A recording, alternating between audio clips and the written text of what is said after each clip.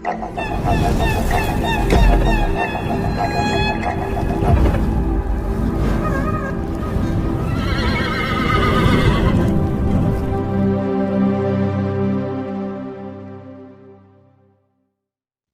Star Allu Arjun హీరోగా సుకుమార్ దర్శకత్వంలో తెరకెక్కుతోన్న movie Pushpa.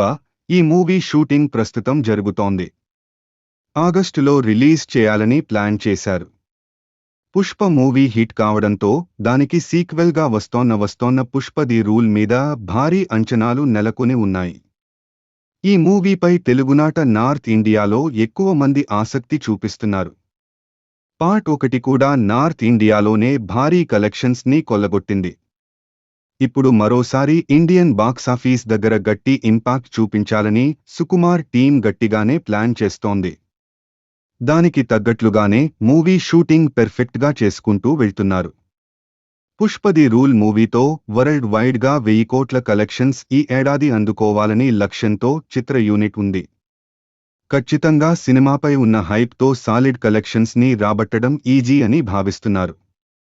ఖచ్చితంగా ఈ ఏడాదిలో పుష్ప మూవీ టాలీవుడ్లో హైయెస్ట్ కలెక్షన్స్ చిత్రంగా ఉంటుంది అనడంలో ఎలాంటి సందేహం లేదు. అయితే దాని స్థానం నంబర్ 1లో ఉంటుందా లేదంటే 2లో ఉంటుందా అనేది చెప్పలేం. దీనికి కారణం ఈ ఏడాదిలోనే ఎన్టీఆర్ దేవర మూవీ ఏప్రిల్లో రిలీజ్ కాబోతోంది. ఈ సినిమాపై భారీ అంచనాలు ఉన్నాయి.